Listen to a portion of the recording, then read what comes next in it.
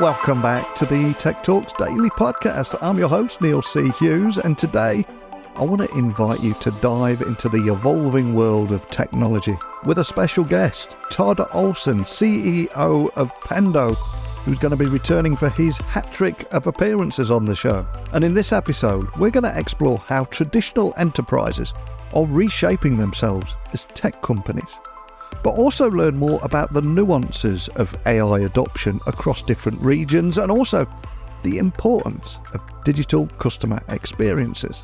And as regular listeners will know, Todd brings a wealth of knowledge on these topics, especially from the perspective of a leader in product analytics and AI. But enough scene setting from me. Buckle up and hold on tight as I beam your ears all the way to the US, where Todd is waiting to join us today. So a massive warm welcome back to the show, Todd. We last spoke in November last year. This will be your hat trick of appearances, but can you just remind everyone listening with a little about who you are and what you do?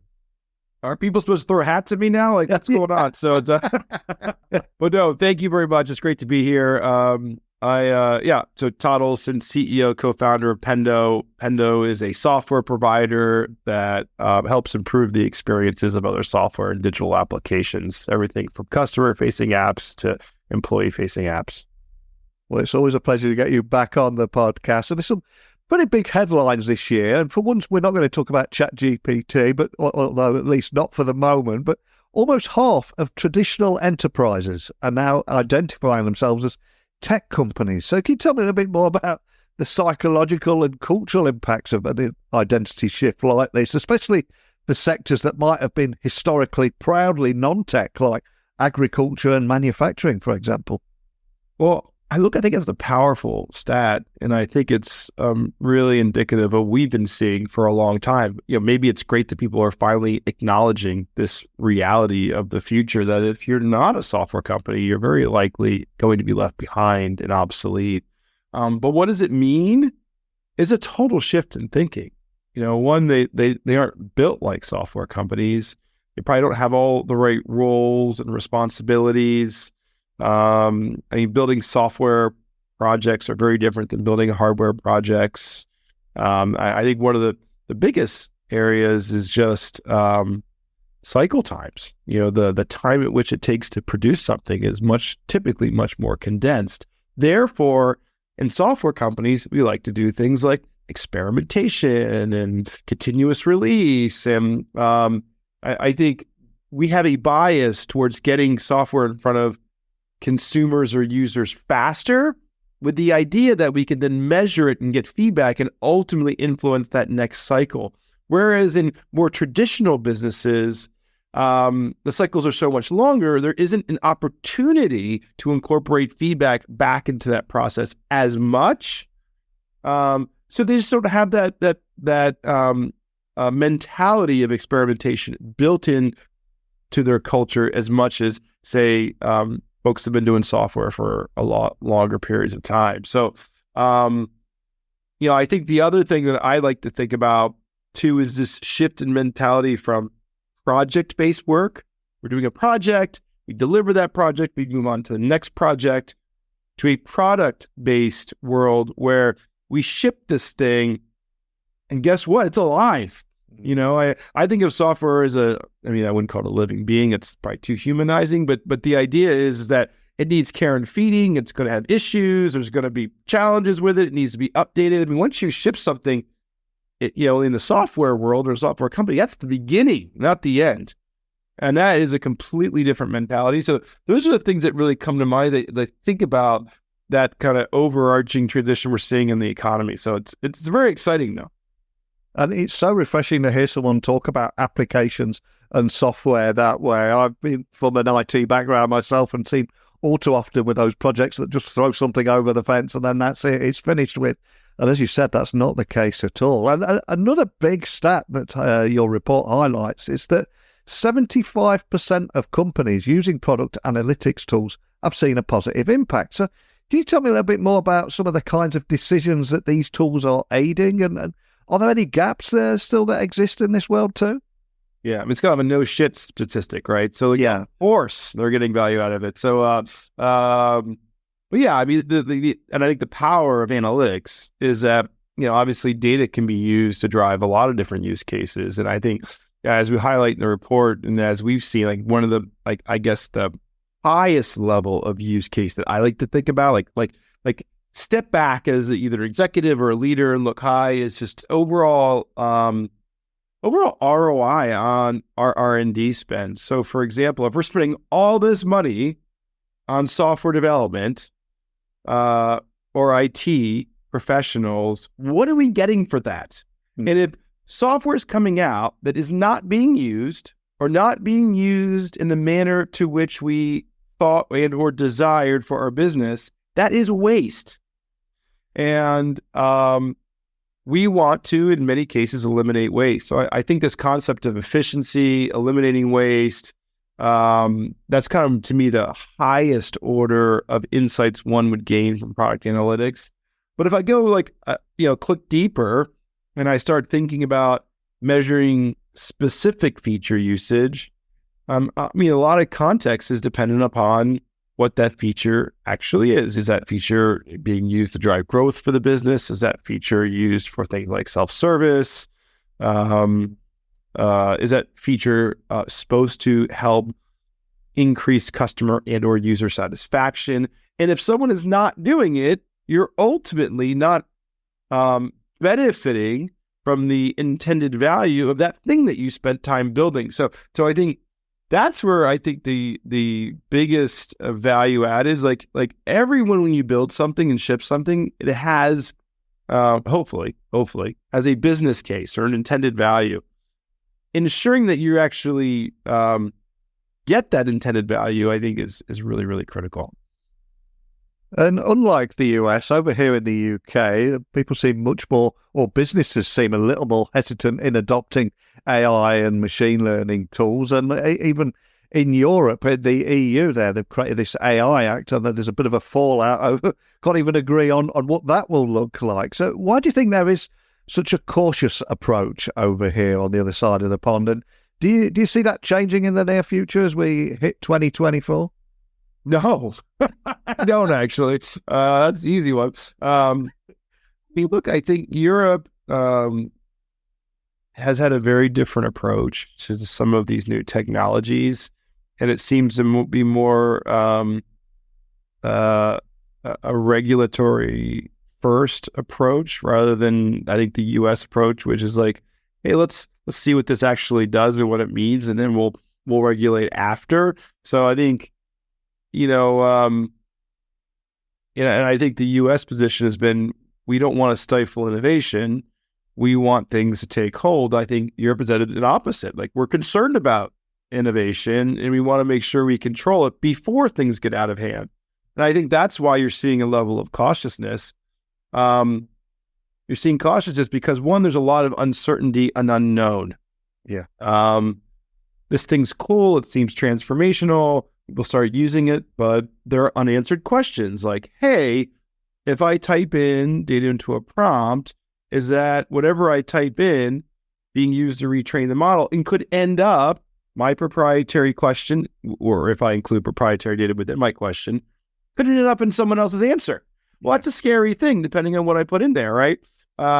So I think, given that a lot of these questions have remained relatively unanswered, or companies haven't spent enough time to go get those answers, because I think if you spend enough time and you maybe even have a relationship with the primary vendors, the OpenAI / Microsofts, the Googles, the other folks, you can probably get these answers.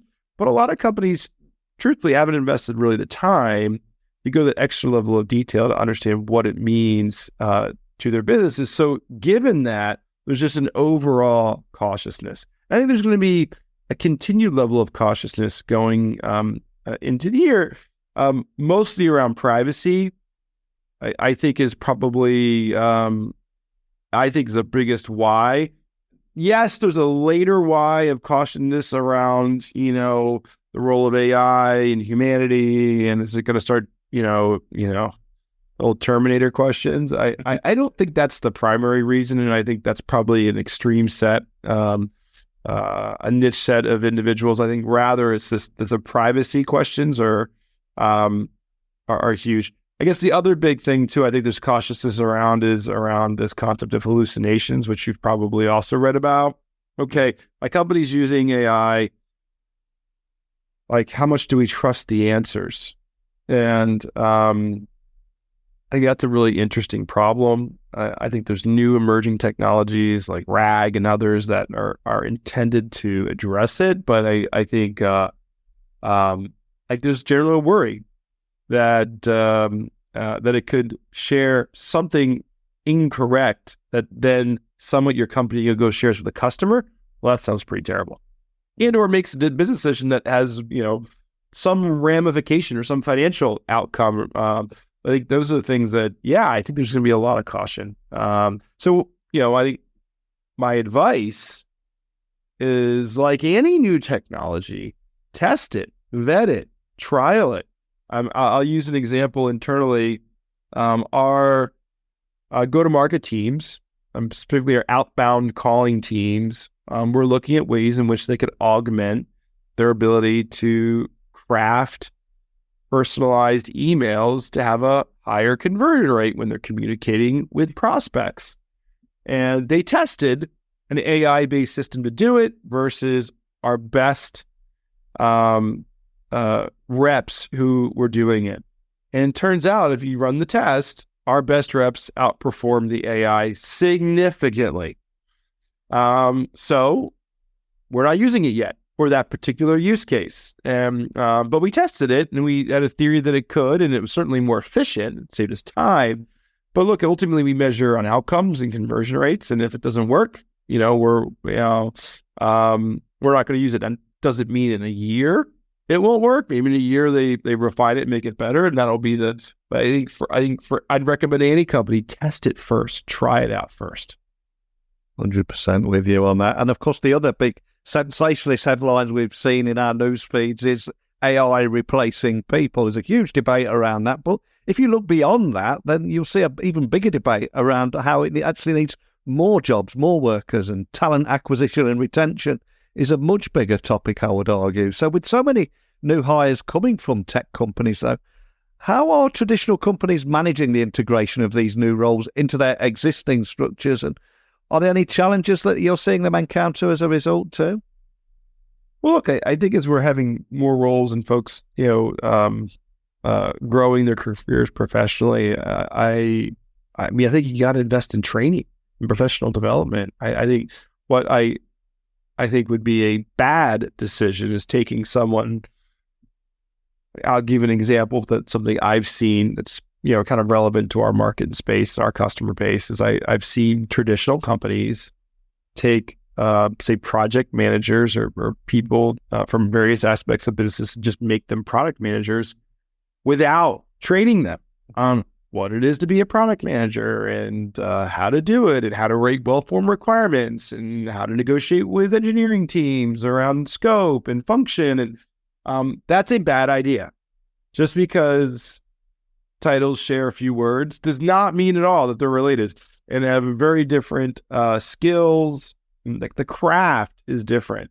So given that, I think it's really important that, these traditional businesses focus on job reskilling and training and then also finding ways to blend outside talent that maybe has that skill with the inside talent. One of the things that, one of my classic kind of expressions when I'm hiring anyone for any role is like, you're kind of thinking about internal or external.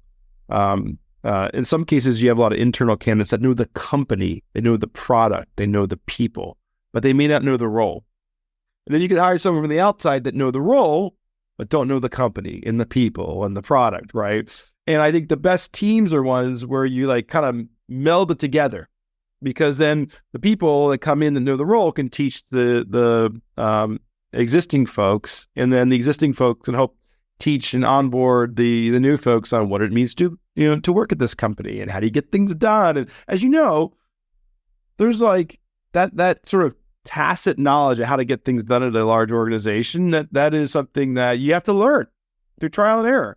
It's never written down. There's no like, you know, wiki page for, hey, go read this on how to like, what kind of person do you have to like grease the wheels with to get this done, you know, in accounting, right? Like there is no web page that says that, but it exists in most companies. so like I think you got to think about how to marry all that talent up to create the best performing teams. So.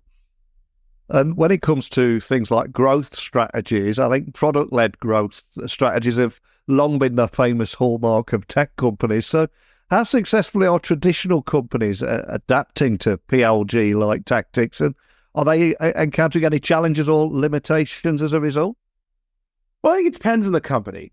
And people talk PLG, it's everything from totally autonomous self-service to like very traditional, you know, sales-led growth. I mean, I see those as kind of like often pitted against each other.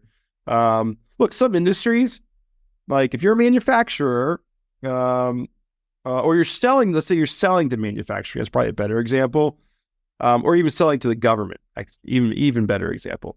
You can't use PLG to sell to the government. You just simply can't. They're going to ask you a gazillion questions, and there's no form on the internet you could fill out to say, yes, I could just buy this thing, right? It's just not practical, right? So that aspect, you're going to have to use a sales human. However, that doesn't mean you can't leverage some product-led techniques in, for example, the new user onboarding.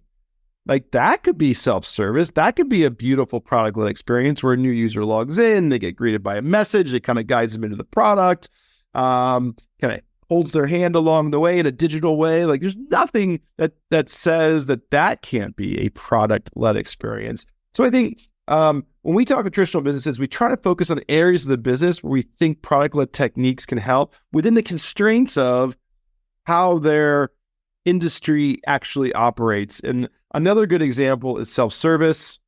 A lot of the traditional businesses we work with have call centers. They have to staff these call centers with lots of human beings. And the truth is, no humans like using support. None of us like sitting on queues or waiting. When we're in there trying to do something, we want instant gratification. Like we're busy. We now, our attention spans are the lowest they've been in human history because, you know, we're getting pinged with, you know, all these things on our phones and such. So when we go to do something, we want it done now. And if we get stuck, we're like, no, we don't want to like send an email and support and wait, 36 hours for a response. And, no, that is an area where self-service, like in the product itself, saying, I've got a problem and getting a fast answer right there, or even being shown how to do it. Well, that's a great experience. Frankly, it's a 2023 experience. It's what we expect now. We expect it's a Saturday morning, and that's the one moment we allocated to getting this done that we can get it done. I'll give you an example. Last night, I was my daughter just turned 16. She's getting a car. I was adding trying to add the car to my insurance. I just couldn't figure it out on my phone. And what happens? Well, if I can't figure out my phone, that was the moment I had allocated for. I didn't contact support. I figured, hey, look, I have a computer science degree. I should be able to figure this out. But then 48 hours go by, and by the way, the car is still not insured, which is, by the way, not something I recommend to anyone listening. So make sure you drive insured vehicles. But finally, I had to get nudged by a few people in my household, like, hey, get this done. So then I had to allocate another amount of time. This time I used my computer, not the mobile app, and I did get it done. But here's the point. The point is, when we're allocating our time like this, sometimes you need to deliver a product-led experience because like you capture that user on only a finite amount of time. So yeah, I think every business should be thinking about when your users are interacting with you, your customers, or even your employees, like, are you meeting them where they need to be and delivering the kind of experience that matters to them? And again, it may not be the sales experience, it could be the service experience, but I think that's incredibly important. So, yeah, completely agree. And if we go back to the skill shortage again for a moment, I was reading recently about that there appears to be an almost expectations gap between senior leadership and middle management about the importance of AI skills, which kind of blows my mind considering where we're at. But is this something that you're seeing, and what kind of implications do you think that will have on any coherent business strategy?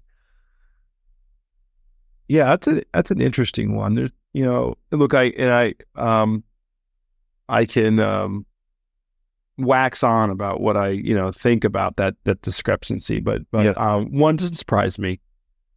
And look, the job of a senior leader, like my job, is to be thinking 3 to 5 years out. So when I'm making decisions of what's important now, I'm making it within this context of like, hey, if we don't do it now, we're going to be left flat-footed in 3 years. That is not the job of a senior director. The job of a senior director is to execute on the current annual plan.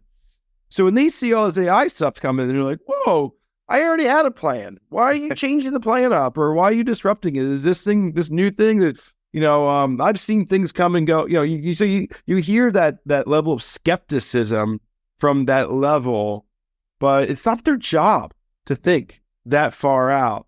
Now you have some, obviously, high functioning or high potentials within that segment who you want to teach and educate the whys so that they start to think a little bit bigger. But I think that's fundamentally probably the why behind it.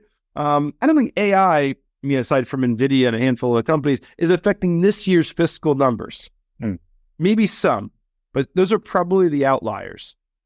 But for many businesses, one could argue if they don't get on the bandwagon, in 3 to 5 years, it could be a major challenge for their business. And you just go back to the internet. Yeah. Think of the companies that were slow. It had an impact on their business. Maybe not that first year, but in subsequent years, of course it did. And the reason you want to do it earlier is the earlier you start adopting something, the earlier you start jumping on something, the sooner you get learnings. And it's never like the first thing you ship with a new technology. It's like that third or fourth where you really get it right. And we're experimenting with it heavily right now. And we're learning and we're getting better. And, I think what we've shipped has been quality software. So, but do I think the next things we're going to ship is going to be even better? Yeah, I think it's going to be even better. So I think that gap tells me that's the senior leaders need to spend more time sharing the why to the whole company on their interest and how it could impact this business in the future. You need to get people on board. Like, look, our job as senior leaders, what do they say? It's the chief repetition officer in many cases. Like if you don't say something 7 times, people aren't going to get it. So they should be in front of the company every week, even if it sounds boring, and saying why AI matters to the business and why they're investing in it now. And it's a senior leader's job, frankly, to fix that gap. It's not the senior directors. So that just tells me that senior leadership has a lot more work to do. Yeah. And when it comes to navigating around the tech skill shortage that we're seeing on both sides of the pond here, internal upskilling is seen as a solution. In fact, I think it was in your report, 37% of product teams are keen to fill future roles from within their existing teams. Again, what challenges and equally opportunities are you seeing from that when a business are trying to maintain that competitive edge this way? Yeah, I mean, look, I think the key is making sure as you're upskilling from within that people have the right mindset and they aren't stuck in some of the more traditional ways. We have a saying around here that one of our newest leaders shared with it. There's a blessing and a curse of tenure. The blessing of tenure, of course, is obviously all the historical knowledge and, well, there's a ton of trust me, there's a lot. And I like I said, from experience, I've been here 10 years. So I think it's very valuable that I've been here for that long. And I've seen a lot of things. But the curse is some people, not all people, some people won't try new things because we tried it a few years ago, even though now may be the right time to try it. Yeah. And so the curse of 10 years is not having still that day one mindset. And that's something that Amazon talks a lot about in their shareholder letters is like you need to have a day one mindset every day that, hey, doing this from scratch, how we do this today. And just because we tried something before does not mean we can't try it again now. Or let's start attacking some of the things maybe that did work from us and try something a little bit different. That's to me one of the things that I like to fight at this company a lot, especially as a founder. I think I have a unique ability to fight it, which is, hey, I know this feels like a sacred cow because we've been doing it. It's been a huge contributor to success. Let's try not doing it just for a little while and see what happens. Because like the world changes, the markets change, the world changes, our customers change. Like being unafraid to take a few risks, try something new, I think is super, super, super important. So I think the question is, how curious are the people? How comfortable with failure are they? How willingness to change are they? I mean, I think the other great book that I always cite is The Who Moved My Cheese. People aren't bored with change. Do not try to upskill them and put them in a different role. Like right there, they're not like, and so maybe they need to do something else. But I'm not amongst the leaders that think that the ultimate goal is zero attrition at a company. Yeah. And that may be a controversial thing to say. Some attrition is super healthy. We look at orgs, like no one's left, really? Yeah. Company's really different than it was. And then some people like, that change, but some people don't. So I think, a lot of interesting challenges with upskilling. Yeah, it's. I think everybody is completely different, but anybody that's been at a business for more than 10 years, maintaining that day one mindset, man, it is a challenge and a half when you've seen so many things throughout the years. So, but I completely agree with you. And elsewhere, digital products are now becoming a cornerstone for growth too. How are you seeing companies ensuring that they still continuously offer that digital customer experience, the high quality version of that? And are there any frameworks or particular methodologies that you're seeing gaining traction? Just again, for any business leaders listening. I mean, there's a lot, and this is honestly what Pendo does for a living, is we help deliver beautiful digital experiences. So, but I'll start with a few non-Pendo, and then I'll work with some other more technology or tool-based answers too. So first off is like try it like a lot yourself, we like to use the term dog fooding or drinking your own champagne, whatever it is, but like try it all the time. And like there's no better answer or no better source of empathy than you yourself going through the same experience. So you'd be shocked the number of people who deliver digital experiences who literally don't try it. They build it, maybe a tester goes through it, but like in real life, go home, pretend you're a user of it and just try it, and then write down a ton of notes or take a video of yourself. I think that's a really, really good model. I think you could also do the same thing with usability tests. There's a while, and I don't know where it's posted now, but we were tearing down different onboarding experiences or digital experiences. We had a team of people do it, so that they're just they're using services that they themselves would use, and they're like walking through and talking about what they like about it and what's confusing about it. That kind of practice is very, very useful. So sometimes going out and finding a set of novice users to use it, watch them, record them, get them to, there's things like think aloud studies is another classic usability testing methodology. Highly recommend all of those things. Now, the other thing you can do if you want a kind of higher tech, lower touch solution, obviously, is there's a lot of analytics and metric solutions. You can look at onboarding funnels. You can watch things like user paths, how they traverse the applications, and you can look for areas of drop off and or areas of, I think anything that differs from your expectations, that theses, is worth exploring and going a little bit deeper in. Recently, we just added to our platform a capability called replays, like watching actual user sessions. It's another great form of kind of qualitative or empathetic type learning where if you do see drop off, let's say in data, like in analytics, you can go and actually watch people do it. And sometimes just the mere act of watching is easy to say, aha, that makes sense. And I was literally talking with a customer a few weeks ago, and he was talking about a large pharmacy chain in the U.S. where they asked for the credit card information before they shared the price. And lo and behold, there's a lot of drop off in the digital experience because you're pulling my card info and not telling me how much you're going to charge me. Who's going to do that? Now, somehow shockingly, like some percent of people did do that, but I don't know many people that would just gladly hand over their credit card details to a company without knowing what they're going to charge them. And that was something it took data, it took research, it took like watching sessions to realize, like somehow it took watching a session to realize, but it did. And that was an area where they were able to then, of course, reverse that flow and show, hey, it's going to cost blah, blah, blah dollars and then take payment. So I think that's a really good example of like really like huge company, smart people shipping something that leads to a lot of drop off. Love that. And before I let you go, I want to have a little bit of fun with you now. A big thank you for sharing your insights with everyone listening.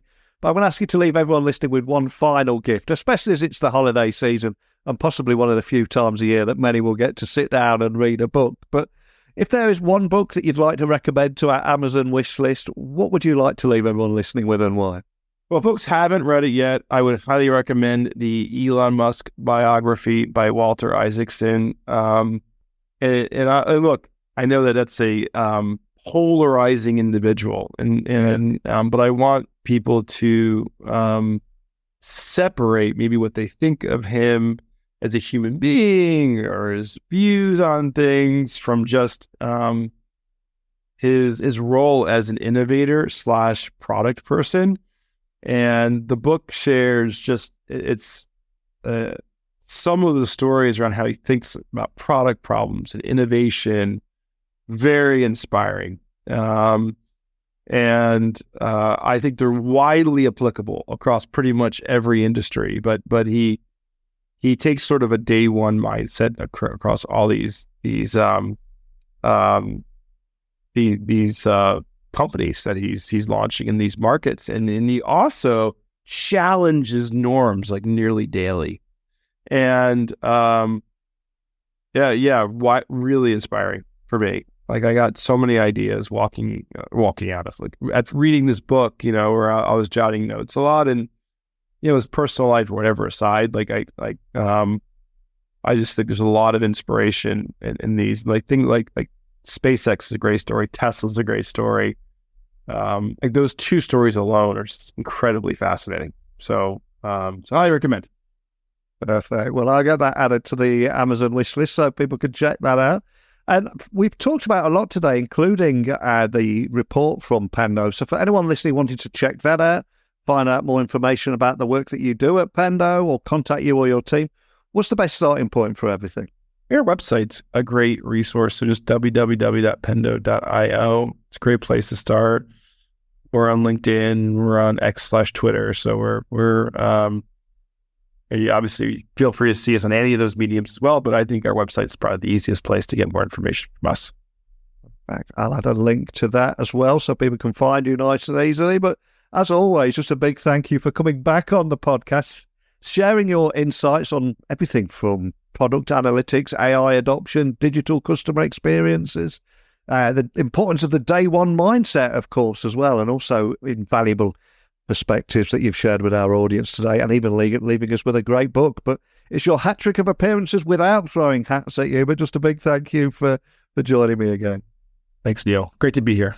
Again, huge thank you to Todd for sharing his invaluable insights on the transformation of enterprises in tech-centric entities, and also the strategic adoption of AI, the art of crafting exceptional digital experiences, and of course, his perspectives on maintaining a day one mindset and the role of product analytics in shaping future technologies.